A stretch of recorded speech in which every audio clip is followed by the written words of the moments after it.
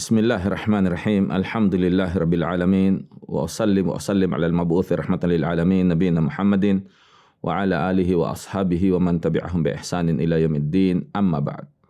Assalamualaikum warahmatullahi wabarakatuh. Welcome ulit mga kapatid sa ating programa, ang Reflections, ang pagninilay-nilay, pagkuha ng aral sa mga aya ng Quran at sa mga katuruan ng Prophet Muhammad sallallahu alaihi wasallam. Pasensya sa matagal na hindi tayo nagkaroon ng ganitong programa dahil sa mga hindi maiwasan na mga circumstances. Pagpatuloy po natin ang ating pagtalakay sa Surah Al-Baqarah.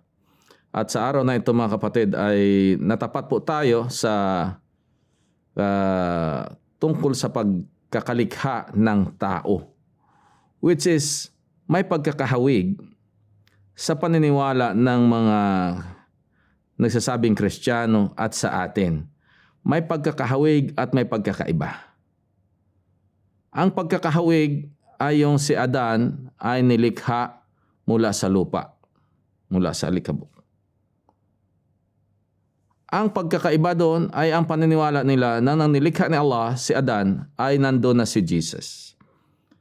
Ang problema lamang doon na nakikita natin mga kapatid, at ito ay makakatulong din sa inyo inshallah, sa inyong pagpapaliwanag sa mga inyong kamag-anak, inyong kapamilya, inyong kakilala, na mga hindi Muslims, kung ano yung pananaw natin tungkol sa pagkakalikha, kung bakit nilikha na Allah ang tao.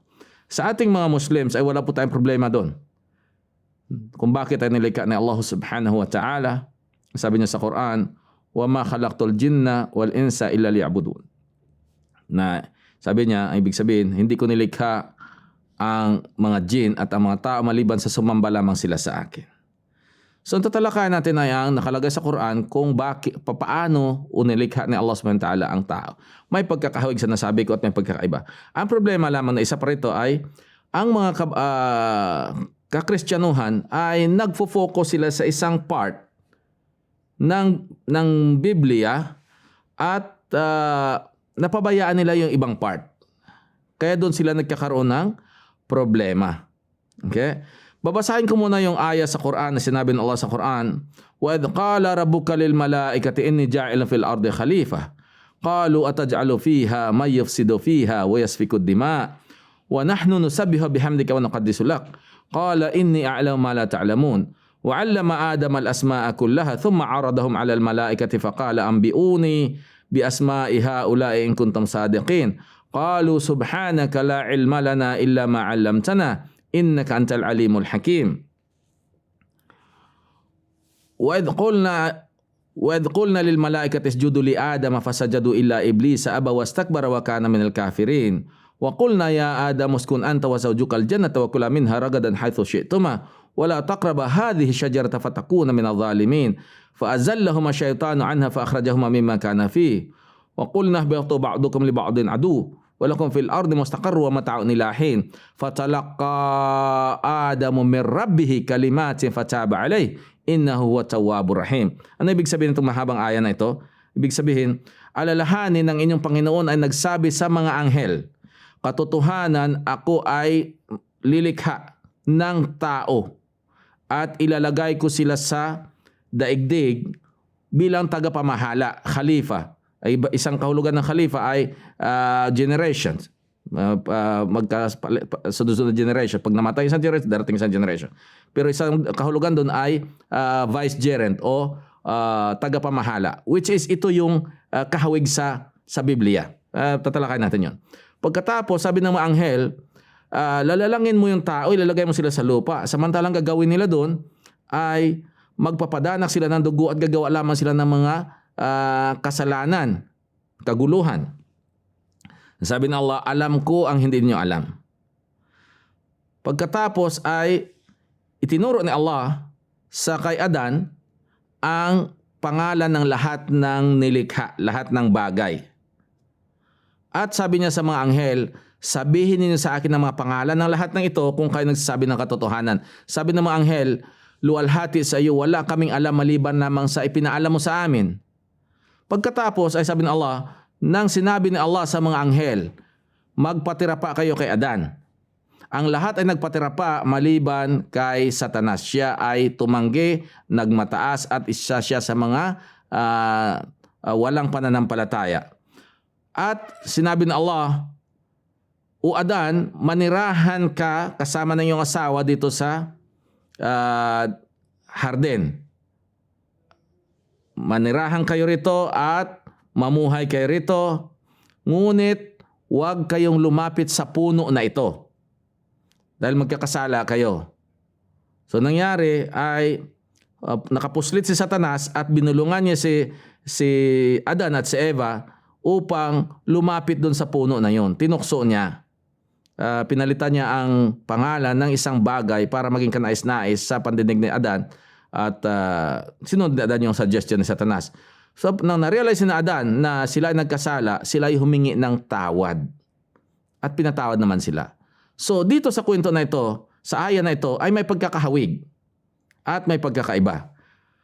Ang unang pagkakahawig dito mga kapatid ay ang bakit lilikhain ni Allah ang tao. Doon, ang nakalagay kasi sa Biblia ganito which is nagkakaiba. Sabi sa Genesis 1 verse 26, ito nakalagay. Then God said, let us make man from among our own images, from among our own likeness. Ito nakalagay.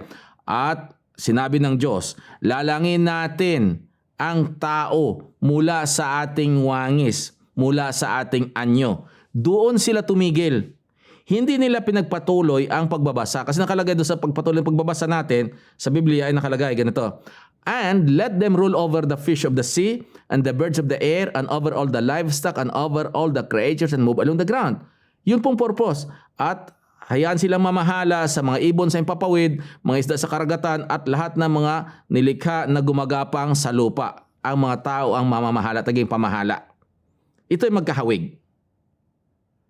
Ang problema sa mga kakristyanuhan, naniniwala sila na yung kausap daw ni Allah nang nagplano siya na lalangin ang tao ay si Jesucristo daw. Kaya naniniwala sila na yung Trinity na si Jesus daw ay Diyos din kasi nakalagay, lalangin natin. Let us, kasi yung us daw ay kasama daw doon. Trinity daw yun. Father, Son, Holy Spirit. Bakit ang us ba tatlo lang? Ang us, walang limit yun. Ang our, tatlo lang ba yun? Hindi.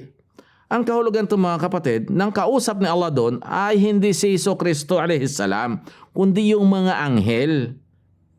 Na sinabi ng Allah, lalangin niya ang tao, lalagay niya sa lupa. Kaya ang ginawa niya, inutusan niya mga anghel na kumuha ng iba-ibang klase ng lupa. Inipon ito mula sa iba-ibang klase ng lupa. Kaya mga lupa ay iba-ibang kulay, iba-ibang nature. Ganon din yung tao, mga tao, iba-ibang kulay natin, iba-ibang nature natin. May mga tao na maitim dahil may mga lupang maitim. May mga lupang mapula, may mga taong mamula-mula. May mga taong malambot, may mga lupang malambot. So ganon po yon. So ito ay hinalo ng Allah subhanahu wa ta'ala at dito hinugisan si Adam alayhis salam. So ano pong paliwanag natin doon sa let us? Ito po mga kapatid, sa mga nakakaalam na, inshallah, ay walang problema ito. Pero sa mga hindi pa nakakaalam, paano ito paliwanag sa mga hindi Muslim, ang pananaw ng mga Muslim tungkol sa let us na ito, lalangin natin. Ang plural ay dalawang klase. Plural of numbers and plural of respect. When it comes to Allah, we call it plural of majesty. Okay? Plural ng kamaharlikahan, kataas-taasan. Ginagamit natin yan sa Tagalog. May kumakatok sa bahay mo, hindi pa nakikita ha. Pag kumakatok, hindi mo alam. Ano sabi mo sa kanya? Sino po sila? Hindi mo naman sabi na sino ka. Kasi pag sino ka, walang paggalang yun.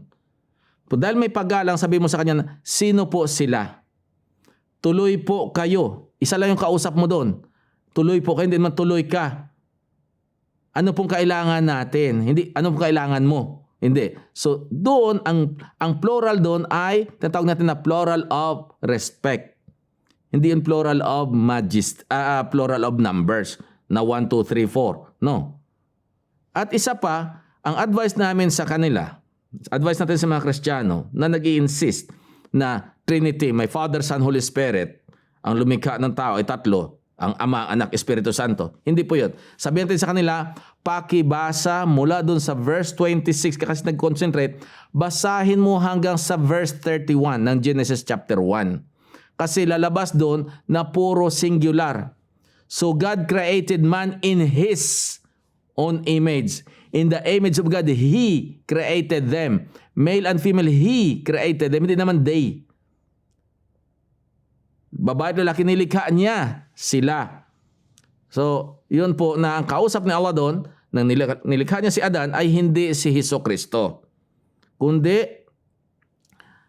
ang mga anghel. So, hindi po tayo naniniwala sa Trinity. Naniniwala tayo na isa lamang ang lumikha at magkakahawig. Ang ibang bahagi ng kwento sa version ng mga Muslims at sa version ng mga Kristiyano, pero mayroong pagkakaiba. So si Adan, nagkakasundo tayo, ang Kristiyano, Muslim at Hudyo, na si Adan ay nilikha mula sa alikabok. At ayon din sa Biblia at ayon din sa Quran, nagkakasundo tayo na ang tao na nagmula kay Adan, magsimula kay Adan pa, at ang taong lalabas pagkatapos niya, ang dahilan kung bakit sila lilikhain ni Allah, ilalagay sila sa lupa dito sa daigdig upang pamahalaan ang mga ibang nilikha ni Allah subhanahu wa ta'ala. Kaya nga tayo lamang ang mayroong intellect. Tayo lamang ang may intellect. Kasi we have the ability to reason out. Yung mga hayop, mayroon lamang silang desire at instinct. Ang mga tao, we have desire, instinct, and intellect. Kaya tayo ang pinili na Allah subhanahu wa ta'ala na maging tagapamahala rito. Kaya ang sabi ng Allah sa Quran, sabi niya, وَلَقَدْ كَرَّمْنَا بَنِي آدَمَ وَحَمَلْنَاهُمْ فِي الْبَرِّ وَالْبَحْرِ وَرَزَقْنَاهُمْ مِنَ الطَّيِّبَاتِ وَفَضَّلْنَاهُمْ مِمَّا خَلَقْنَا تَفْضِيلًا. At katotohanan, pinarangalan namin. Ito ginamit na Allah dito ang pronoun as plural. Walakad karamna. We have honored the sons of Adam. Big sabihin tayo. And we have carried them in seas and in the land. Hinayaan tayo ng Allah. Pinahintulutan tayo na maglakbay sa mga karagatan at sa mga kalupaan. Warazaqnahum minat tayyibat. Warazaqnahum minat tayyibat, at we provided for them all that is pure. So tayo mga tao, we can survive, we can eat anumang mga namumuhay sa karagatan, mga isda, kaya natin kainin yun. Yung mga hayop, may mga hayop na hindi pwedeng kumain ng isda. Katulad ng mga baka, mga kalabaw, kamilo, hindi sila kumakain ng isda. They don't survive on that. On land, sabi din ni Allah. So tayo mga tao, pwede rin tayong kumain ng anumang tumutubo sa lupa. Gulay, prutas, tanim, mga palay. Kumakain tayo, pero yung may ibang mga hayop na hindi sila pwedeng mag-survive sa mga tumutubo, mga tanim. Halimbawa yung aso, karne lamang kinakain noon, isda. They don't survive on grass or vegetables or fruit. So tayo, itong karangalan na binigay ng Allah sa atin. وَلَقَدْ كَرَّمْنَا بَنِي آدَمَ وَحَمَلْنَاهُمْ فِي الْبَرِّ وَالْبَحْرِ. And we carry them into the land and the sea. And we have provided for them what is pure. So lahat ng malinis na pwedeng kain ito sa lupa, kinakain natin. At tayo binigyan ni Allah ng talino. So ito po yun ang dahilan kung bakit nilikha tayo ng Allah subhanahu wa ta'ala, na may pagkakahawig at may pagkakaiba. So hanggang dito na lang, magpatuloy sa next episode insyaAllah. Subhanakallahumma bihamdik, ashhadu an la ilaha illa anta, astaghfiruka wa atubu ilaik. Assalamualaikum warahmatullahi wabarakatuh.